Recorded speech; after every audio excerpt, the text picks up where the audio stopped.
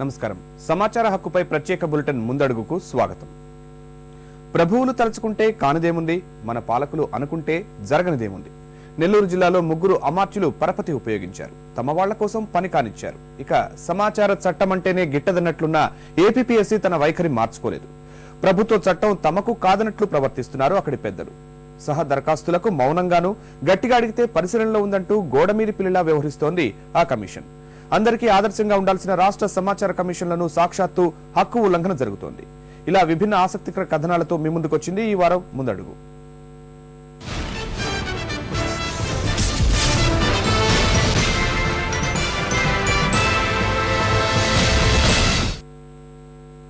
జాతీయ రహదారికి ఆనుకుని ఉన్న విలువైన ప్రభుత్వ భూమి అది. ముగ్గురు అమాత్యులు ఓ అవగాహనకొచ్చారు. వెనువెంటనే ప్రైవేటుకు కట్టబెట్టేశారు.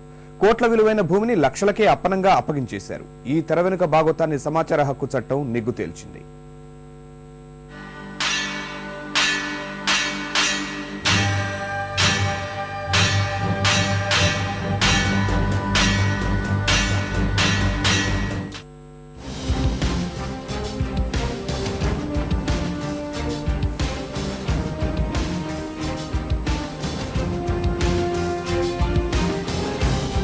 నెల్లూరు సమీపంలో జాతీయ రహదారి పక్కనే బురాన్పూర్ గ్రామ పరిధిలోని గంగిరెడ్డికుంట చెరువిది. 88 ఎకరాల విస్తీర్ణమున్న ఇక్కడ నిర్మాణాలు నిషేధం. నీటి వనరులున్న స్థలాలను, చెరువులను కేటాయించరాదని సుప్రీంకోర్టు ఇదివరకే ఆదేశించింది. ఇప్పటికే దురాక్రమణలో ఉన్న ఈ విలువైన స్థలంపై అధికార పార్టీ నేతల కన్ను పడింది.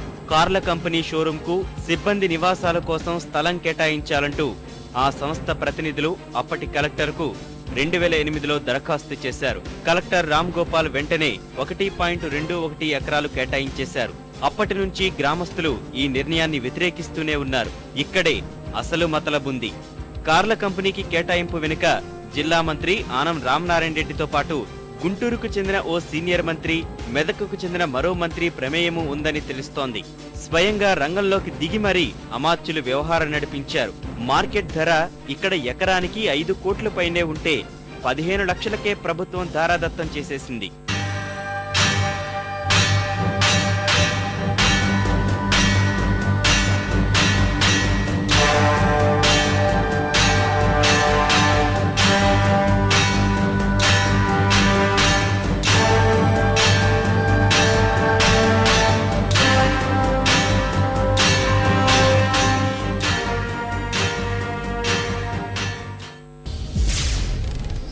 రెండు సార్లు సంవత్సరాల ప్రాజెక్టు నుండి నీటి వసతి కల్పించుకుంటే కానీ ఇక్కడ ఆయకట్టు పండదండి.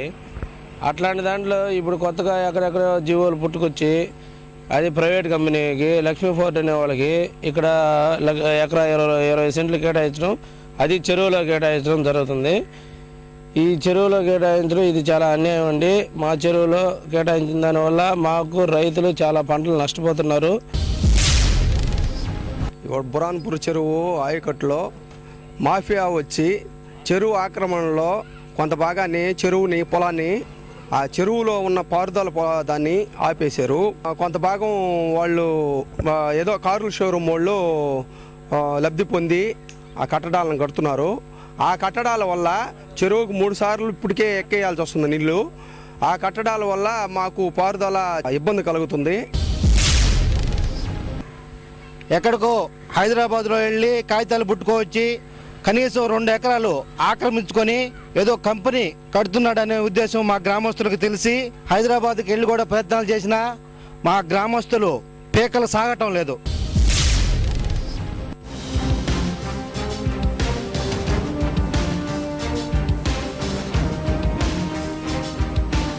సుప్రీంకోర్టు ఆదేశాలను సైతం ఏమాత్రం పట్టించుకోకుండా రహదారికి ఆనుకుని ఉన్న 1.21 ఎకరాల భూమిని 18.51 లక్షలకే కేటాయించేశారు.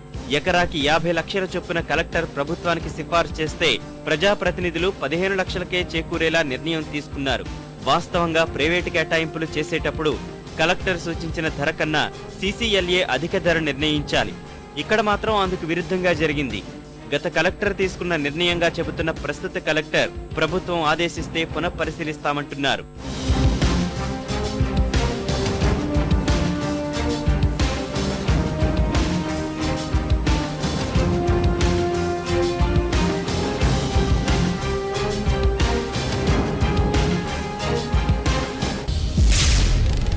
మేము అధికారులని మేము సంప్రదించగా మేము కన్వర్షన్ లేదు, ఏమి ఇవ్వలేదు, అప్రూవ్డ్ కూడా ఇవ్వలేదని సెక్రటరీ గారు, కన్వర్షన్ ఇవ్వలేదని ఎంఆర్ఓ గారు వాళ్ళు చెప్పడం జరిగింది.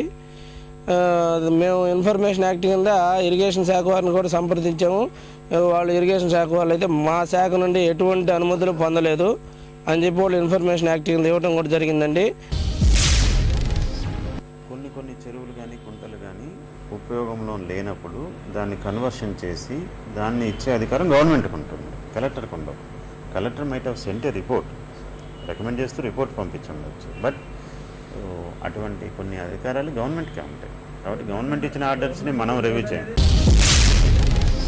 కార్ల కంపెనీకి కేటాయించినది చెరువు భూమేనని నీటిపారుదల శాఖ అధికారులు కూడా చెబుతున్నారు. గ్రామ పంచాయతీ అనుమతి కూడా లేకుండానే మంత్రుల ఒత్తిడితో నిర్మాణ పనులు చకచకా కానిచ్చేస్తున్నారు.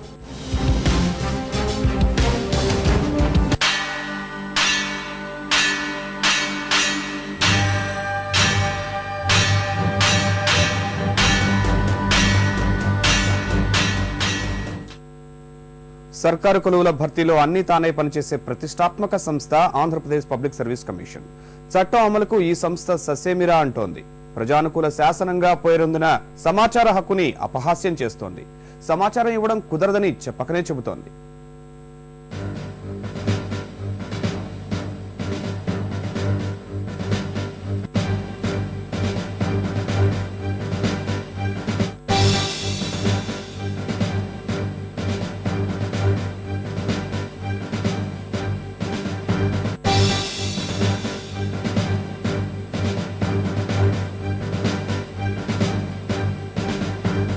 సమాచార హక్కు స్ఫూర్తిని వెక్కిరిస్తోంది రాష్ట్ర public service commission.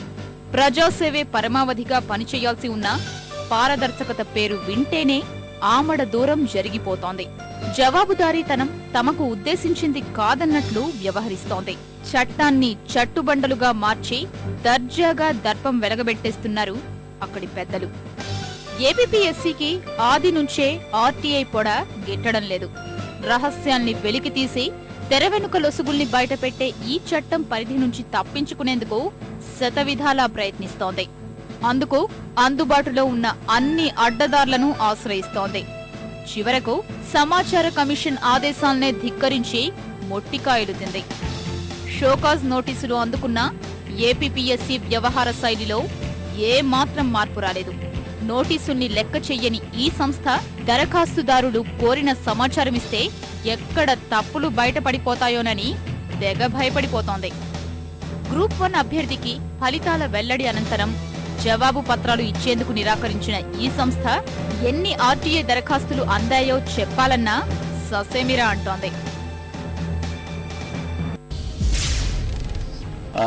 I have made totally 4 RTI applications to the AP Public Service Commission, and I am sorry to say that must be categorized as the worst performing public authority as far as the RTI Act is concerned in the state of Andhra Pradesh. None of the RTI applications have ever been replied to by the PIO. After that, I have filed a first appeal within the mandated 30 days. The first appellate authority, who happens to be an additional secretary level officer, has also never heard a first appeal and never passed an order.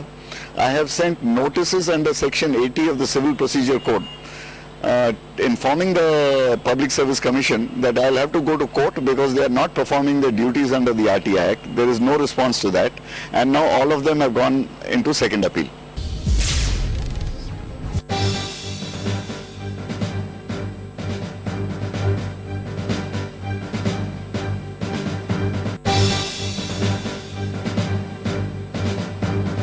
సమాచార హక్కు ఉద్యమకారుడు CJ కరైరాకు APPSC నుంచి వింత అనుభవం ఎదురైంది.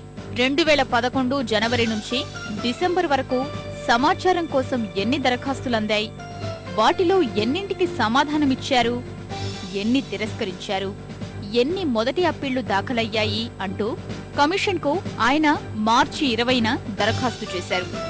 సమాచార అధికారి దగ్గర ఉండే ఈ ప్రాథమిక సమాచారాన్ని అందించేందుకు ఏపీపీఎస్సీ తాత్సారం చేస్తోంది. 30 రోజుల గడువు నిబంధనను ఏ మాత్రం పట్టించుకొని కమిషన్ పెద్దలు తీరిగ్గా మే 4న లేఖ రాశారు. అభ్యర్థన పరిశీలనలో ఉందని చెప్పుకొచ్చారు.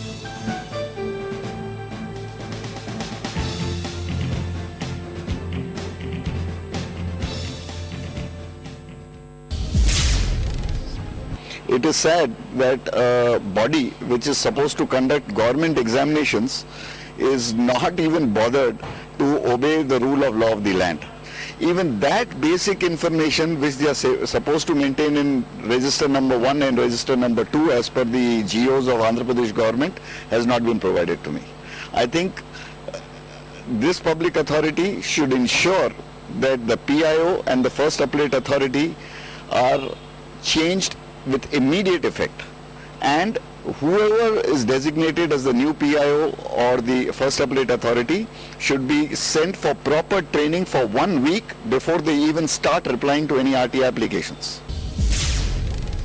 ప్రాథమిక సమాచారం సైతం అందించని ఇలాంటి సంస్థల తీరుతో ప్రజల్లో చట్టంపై నమ్మకం సన్నగిల్లుతోంది.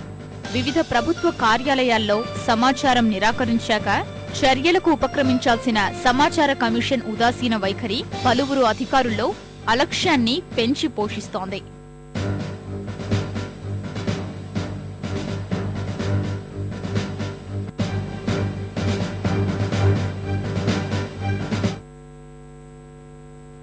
రాష్ట్ర సమాచార కమిషన్ ఏం చేయాలి, అసలు చేస్తున్నదేమిటి? వివరాలు విరామం తర్వాత.